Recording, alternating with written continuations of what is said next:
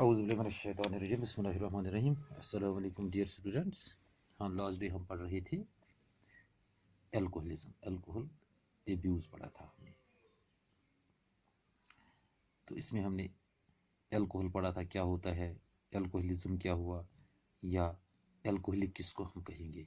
फिर हमने इसमें कुछ इफ़ेक्ट्स भी पढ़े थे कि अल्कोहल से क्या होता है, मतलब स्टमक पर इफ़ेक्ट पड़ता है, हार्ट पर पड़ता है, किडनीज़ पर पड़ता है, या फैमिली पर असर होता है, इसका सोसाइटी पर होता है। तो आज हम पढ़ रहे हैं अल्कोहल साइकोसिस। अल्कोहल साइकोसिस, शाबाश। What is alcohol साइकोसिस? कुछ केसेस में हम देखते हैं, लगभग 1 in 10, हर 10 केस में हम क्या देखते हैं, this alcoholism it leads to mental disorder. एक मेंटल डिसऑर्डर होता है, उस डिसऑर्डर को हम कहेंगे अल्कोहल साइकोसिस। मेंटल डिसऑर्डर एक होता है शराब पीने वालों में, उसको हम कहेंगे it is mental, it is alcohol साइकोसिस, शाबाश। क्योंकि ऐसे लोगों को ज़्यादा ज़रूरत पड़ती है प्रोफेशनल डॉक्टर्स की। जब किसी में ये डिफेक्ट होगा, उसको एक प्रोफेशनल डॉक्टर के पास लेना है, उसको साइकेट्रिस्ट के पास लेना है, और उसको हॉस्पिटल, मेंटल हॉस्पिटल में एडमिट करना चाहिए, ताकि इसकी ये प्रॉब्लम दूर हो सके। आखिर why this alcohol साइकोसिस, what are the symptoms? अगर हो गया, किसी में हो गया, व्हाट आर द सिम्टम्स? क्योंकि वो इंसान जिसमें अल्कोहल साइकोसिस होगी, उसमें हम देखते हैं there is a confused personality. उसकी पर्सनैलिटी हम देखेंगे, it is he has a confused personality, शाबाश। He fails to recognise the members of his family. अपनी फैमिली मेंबर्स को भी वो पहचानता नहीं है, अपने दोस्तों को वो पहचानता नहीं है। एक ऐसी स्टेट होती है उसकी, आप समझो he is in A state of delirium, और उसको ये भी नहीं पता कि मैं कौन हूँ, उसको ये भी नहीं पता मैं कौन हूँ, शाबाश। ऐसे इंसान को आप देखेंगे, ही शोज अनकंट्रोल्ड ट्रम्बलिंग। उस ट्रम्बलिंग को हम कहेंगे डिलीरियम ट्रिमर्स, डिलीरियम ट्रिमर्स, या हम कहते हैं डीटीज, या हम कहते हैं डीटीज, इसको हम कहेंगे डीटीज। इस इंसान में होता है this person feels threatened and he thinks all things are attacking him. जो भी चीज है वो उस पर ही अटैक कर रहा है, उसको शायद मारने आ रहा है, बल्कि उसको इतना भी होगा, उसमें मेमोरी लॉस भी हो सकता है, उसकी याददाश्त भी चली जाएगी, उसको याद ही नहीं होगा मैं क्या करता था, मैं क्या करता हूँ, मैंने क्या खाया, मैंने क्या पिया, मैंने कौन सा काम किया, ये कुछ उसको याद नहीं रहता है। तो ये प्रॉब्लम लोगों में होती है। अब next is alcoholism and driving. Alcoholism and driving, क्योंकि ड्राइविंग तो लोग करते हैं, लेकिन एल्कोहलिज्म और ड्राइविंग ये दोनों एक साथ नहीं हो सकती। Alcoholism and driving, this can't go, it does not go together. A person under the influence of alcohol, he may not even realize how these disastrous it can be for him. उसकी जिंदगी के लिए कितना ये खतरनाक हो सकता है, या लोगों की जिंदगी के लिए कितना खतरनाक हो सकता है अगर वो ड्राइव करे, शाबाश। कुछ इफेक्ट्स इस अल्कोहल के जो डेंजरस हो सकते हैं वाइल ड्राइविंग। जिस वक्त ये ड्राइव करता है, उधर से अल्कोहल लिया है, तो ये कितना डेंजरस हो सकता है। कुछ चीज़ें, first of all there is impairment of judgement of distance. जो जजमेंट ऑफ डिस्टेंस है, कोई चीज़ मेरे से कितना दूर है, कोई चीज़ कितना, गाड़ी कितनी नज़दीक आ रही है, इसकी जो जजमेंट है, इट हैज़ सम इम्पेयरमेंट, इस पूरी तरह इसको क्लियर नहीं होता है। दूसरी बात, there is poor coordination between head and eyes. Head and eyes, हमारे सर में, हमारी आंखों में एक कोऑर्डिनेशन होती है, इसमें वो कोऑर्डिनेशन नहीं होती है, वो कोऑर्डिनेशन भी खत्म हो जाती है। There is lack of alertness.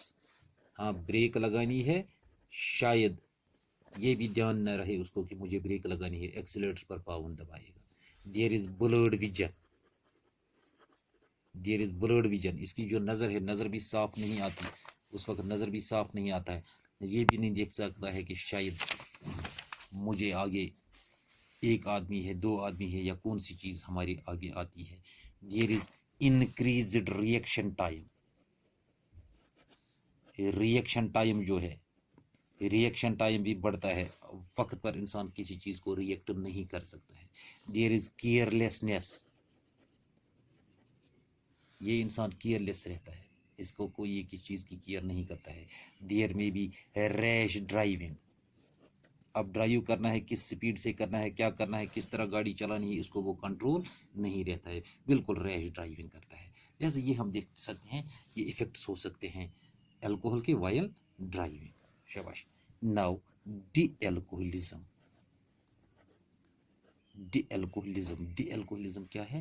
جو ایک الکوہلک ہوگا اس کو کافی ہمدردی کی ضرورت ہے، اس کو انڈرسٹینڈ کرنے کی ضرورت ہے، فیملی کی طرف سے اس کو کوآپریٹ کرنے کی ضرورت ہے. جو فیملی ممبرس ہیں، جو دوست ہیں، وہ اس کو کوآپریٹ کرنے چاہیے تاکہ ہی میں اوور کم دس ڈرنکنگ.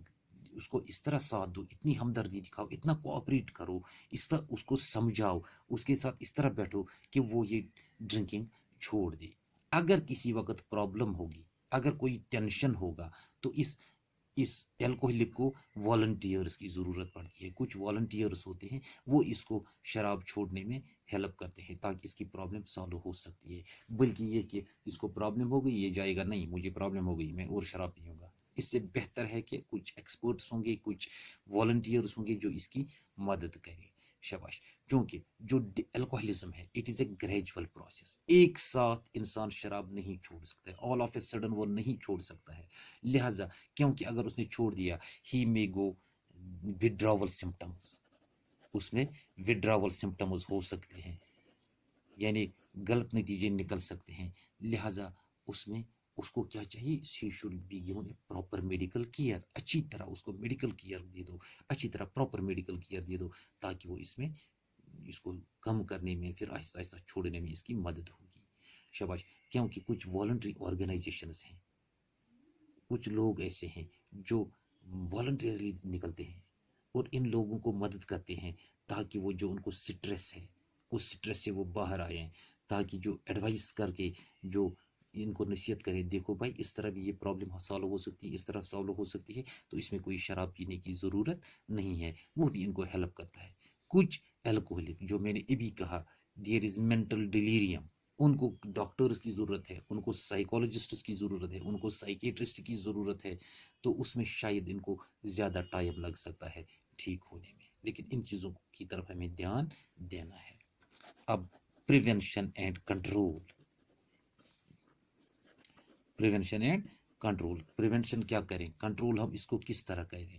کچھ میجرز ہم لینے کی ضرورت ہے جو الکوہلک میں کو ہیلپ کر سکتے ہیں. چاہے الکوہل ایبیوز ہو، چاہے ڈرگ ایبیوز ہو ایڈولیسنٹس میں، ان کے لیے کچھ پریکاشنز ہیں، کچھ پریکاشنز ہمیں لینی چاہیے. فرسٹ تھنگ، ایوائڈ انڈر پیر پریشر. ایوائڈ انڈر پیر پریشر.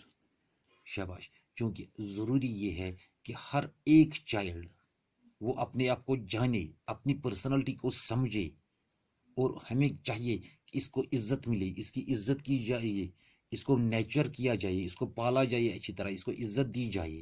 اور بچے کو کبھی پریشر نہیں کرنا چاہیے تاکہ وہ کام کرے یا پرفارمنس دے بیانڈ ہز کیپیسٹی. کتنی کیپیسٹی اس میں ہوگی، یا تھریش ہولڈ جو ہوگا اتنا کام کر سکتا ہے اتنا نہیں، اس سے علاوہ کام پر اس کو دباؤ نہیں ڈالنا چاہیے. چاہے ایکڈمکس میں ہو، چاہے سپورٹس میں ہو، یا دوسری ایکٹیویٹیز میں ہو، جتنا یہ کام کر سکتا ہے اتنا ہی اس سے کام کراؤ. اس سے زیادہ پریشر ڈالنے سے اس کی ذہنی حالت خراب ہوگی اور یہ شراب پی سکتا ہے.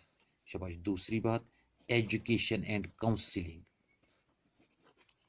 Education and counselling. شاباش.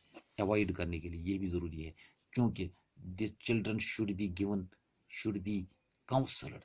تاکہ کاؤنسلنگ کیا کرنا، ان کو سمجھانا ہے. کوئی ڈس اپوائنٹمنٹس ہیں، کوئی فیلیئرس ہیں جو لائف میں آتے ہیں، these are the part of life. چاہے ڈس اپوائنٹمنٹ ہو، فیلیئرس ہو، these are the part of the life. ان کی جو انرجی ہے اس کو چینلائز کرو ہیلدی ایکٹیویٹیز کی طرف.